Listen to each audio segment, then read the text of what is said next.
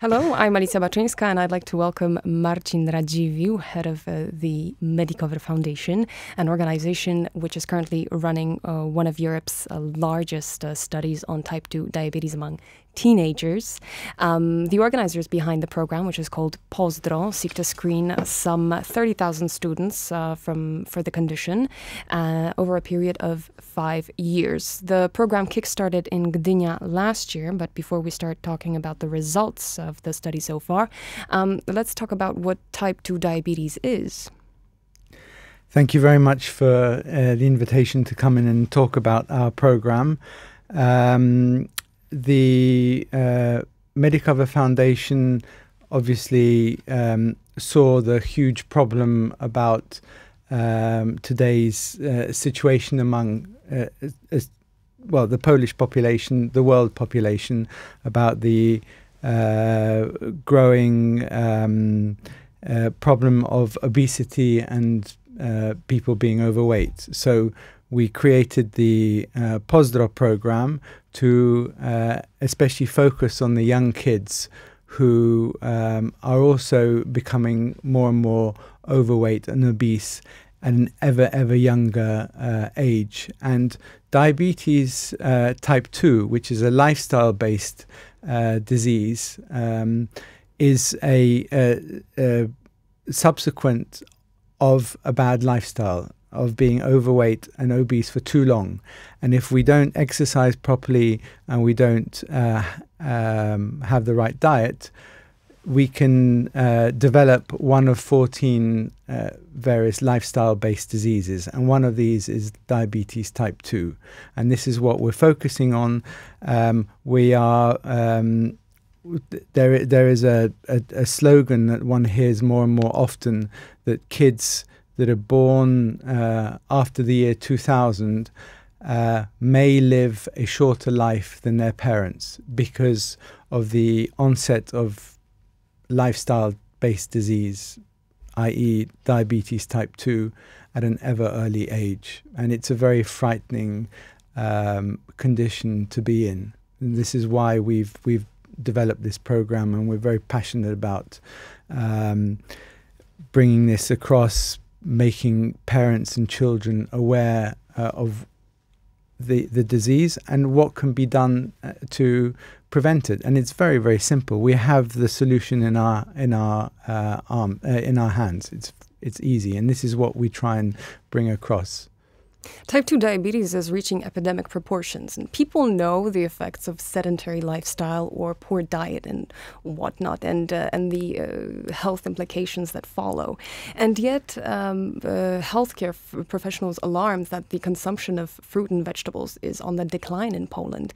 And research has shown that by the year 2030, there will be over 5 million diabetics in Poland and 3 million pre-diabetics. What's going on here? We are aware, but we're not doing anything. Okay, well, firstly, the numbers that you've provided are still guesstimates.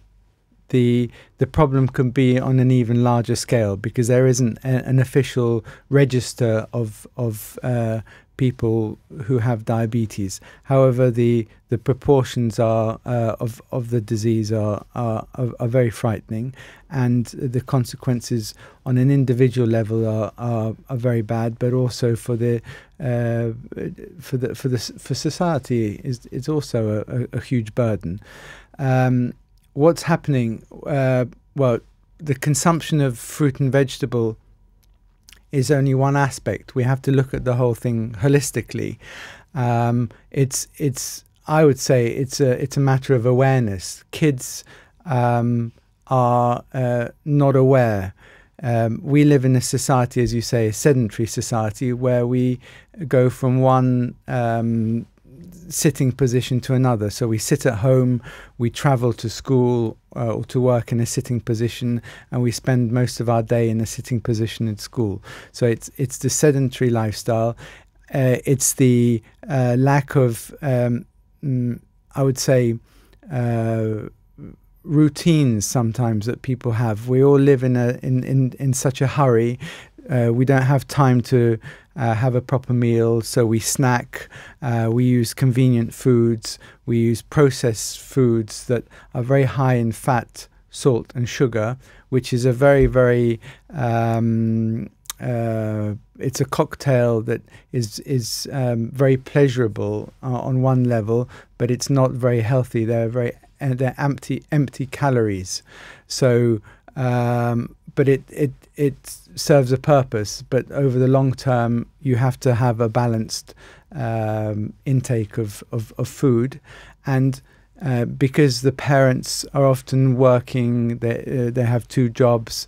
The kids come in on their own.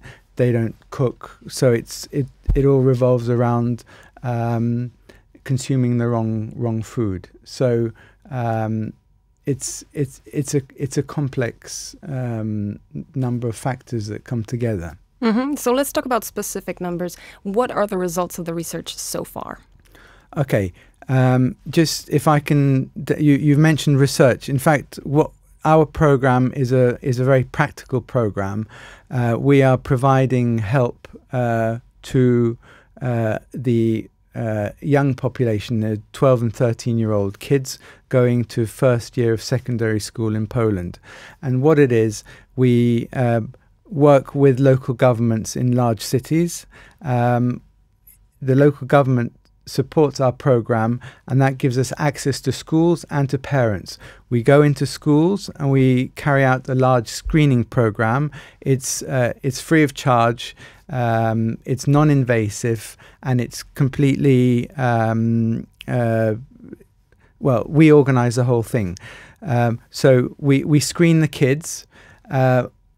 Once we've screened the kids, we know which kids are healthy and which kids are at risk of developing diabetes type 2 or other lifestyle-based diseases. And then we invite these children and their parents to a 2-year individual health coaching program where we meet very regularly. In the first year, it's 6 individual meetings with 4 specialists, a doctor, a dietitian, a physical activity specialist, and a psychologist. So we move as a family unit from one specialist to another, and we discuss our current health situation and health behaviors with these specialists. And they help us bit by bit to change the way we function as a family and as individual units. And out of that, we are gathering data, and of course we can then see what's happening. So to answer your question, we have so far in Gdynia screened around 2,500 children.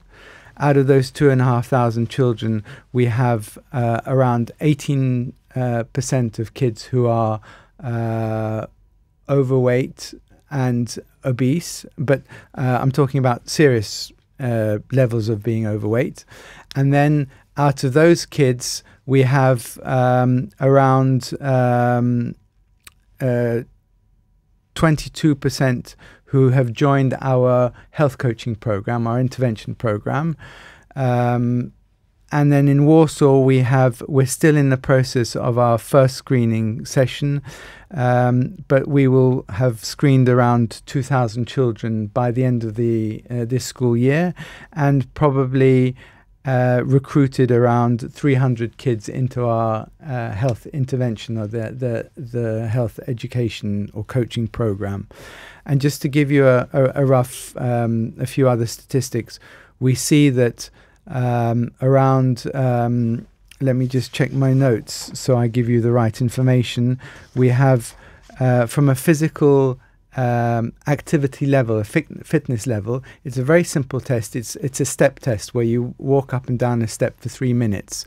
We have, out of the kids that we've tested, 20% of the children are physically fit, in good condition. The rest have a poor physical fitness level, or in fact sometimes we have to stop the test. And this is the equivalent of walking up 3 flights of stairs. And I remember as a kid, we used to race the elevator, and you know, most of the kids were fit. Now we have a situation where 50% are completely unable to do this in an easy way. So it really you know, raises big question marks. In Gdynia, we see that around 16% of the kids that we've tested out of the whole population have a increased blood pressure level. And then when we compare this to Warsaw, we have 35% of the kids that we test have increased blood pressure. These are 12 and 13-year-olds. So there's a lot to do, and it's in fact quite shocking that we're talking about this. Yes, you've had the chance to talk to the parents of these kids. Yes. Apparently they were quite shocked with the results. Didn't they see it coming? Well, it's sometimes if you're faced with something on an everyday basis, one doesn't always notice, or sometimes you don't want to really recognize that there is a problem. So people live in this bubble of denial, or in fact, you know, you say to yourself, or the grandparents say, "Oh, isn't little Tom healthy? He's strong, or you know, or he'll grow out of it. It's all puppy fat," and it's in fact something much more complex than that. So it's a matter of the stage you're at as a family to be open to things. And then on the other hand, there are more and more children that are overweight and obese, and you know, it's the power of the group. If we're all like that, then you don't notice it. So I think it's a number of things. Right. And is it easy to break through this bubble that you've mentioned? Is it easy to actually make those kids exercise self-restraint, determination, because it takes a lot of action on their part to recover, to become healthy again? Yes. It's a process. You know, this is why the health coaching program is comprehensive. So in the health coaching program, we've set aside 2 years to work with these kids. And it's not only working with the kids, but it's bringing the parents and the families in, because kids function in 2 systems, essentially, the school system and the family system. And it's very important to overlap and bring both worlds together so that we're the message is conveyed consistently from both sides.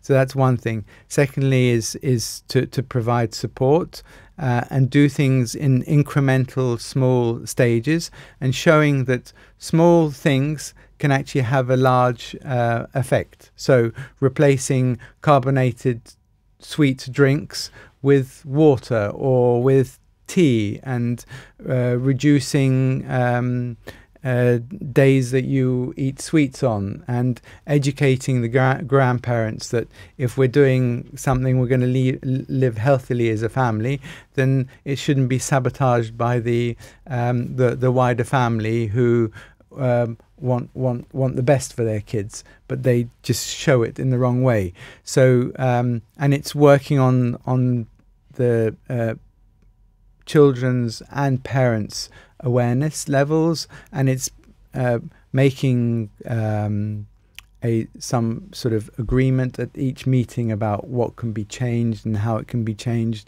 Obviously, there are fallback where a plan hasn't worked, and then we analyze what can be done, and so it's constant work. On an individual level, we also have workshops on a wider level where we invite the grandparents and aunts and uncles, if they want to listen to and learn about how the metabolism works, what is diet, what's a healthy diet, why physical activity is so important, and how your brain works from a motivational perspective. And so that's the information that we provide as a supplement to the individual things. And then we organized get-togethers once in a while, where we go ice skating together, or we go walking or running or swimming, and we build a bit of a community around the kids in the intervention, to show them that there are their contemporaries that are making changes, positive changes, and also to show them that they're not on their own. And so we try and approach them from various angles. And then we, of course, work with the school environment, which is the third leg of our program, where we have a system. We have the leg of the program that I'm just describing is based on HEPS, which is a program called Health, Education and Physical Activity in Schools. It's a European program. We've taken the program and we've started implementing it into the schools that we're working with. And that's basically to work with the teachers to change the environment of the school to make it more of a healthy one. So the school teachers create a 2 or 3 year strategy, which it's written up and documented and agreed with us, and then it's implemented. So obviously the first thing, you change the access to perhaps the school shop or the assortment of things that you can get. You introduce water that children can drink, rather than going and buying a fizzy drink. We work on perhaps things that can be introduced to make the physical educational activity lessons more attractive. So there are a number of areas we work on with the schools as well. But you mentioned the changes as far as the school canteens are concerned. But recently parliamentarians have introduced an overall ban on junk food in school canteens. And the ban is to take effect in September this year. What are other things that you think that the decision makers could do to help reduce the risk of diabetes among children and teenagers? Well, I think the best thing that they can do is to embrace the whole prevention aspect, because prevention is firstly cheaper than cure. It provides the individuals who would potentially develop one of, well, we're talking about diabetes, so diabetes type 2. So we would, so prevention would spare these people a lot of pain and suffering in their lives. It gives them better quality of life. They're more productive. There's a whole list of benefits why prevention is the way to go. So I would urge them to observe, learn, and take all the best practices out there and implement it. So do you think that a nationwide screening would be a good idea? Absolutely. Nationwide screening, education is very important. It's easy to say lifestyle, diet, activity, and awareness, but at the end of the day, there are so many excuses for not doing it. There's lack of knowledge, lack of awareness. You have to keep driving the message home. It's a long-term process, and it really has to be part of the educational system to keep us all healthy. And I'm really passionate about this, because I think if I know how I can live healthily, I want to. I want my daughter, my child, to benefit from this knowledge, And then if my daughter and my child can benefit, then I'd like all the kids to really be healthy. It's essentially really important to look after your health, and I think the politicians and the policymakers should embrace this. Mm-hmm. And coming back to the intervention program, talk about the outcome of the program so far, although it hasn't been completed yet. And are there any success stories that you'd like to share? Yes. We will have hard medical data, I would say at the beginning of June, after the Polish Diabetes Association conference that will take place in May. However, I can just tell you from our observations and from our own personal data, we have around 50% of children who participate in the health coaching program are making positive changes in their lives. So we can see that they have their BMI levels are dropping. We can see that the makeup of their body, in other words, there's when we have special weighing machines which tells us how much water, fat and muscle there is in the body, and we can see how the fat is now being replaced by muscle because kids are being more active. We can also see that so just to conclude on that bit, we have 50% of participants that have changed, and then from a declarative perspective, we have around 72% of children who say that they feel better, they have more energy, they're changing their clothes to better fitting clothes.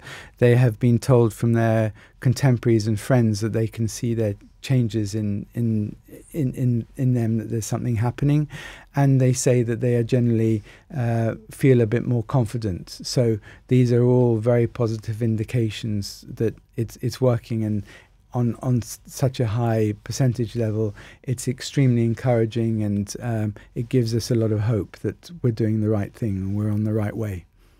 Thank you very much, Marcin Radziwiłł, CEO of Medicover. Thanks so much. Thank you very much for having us.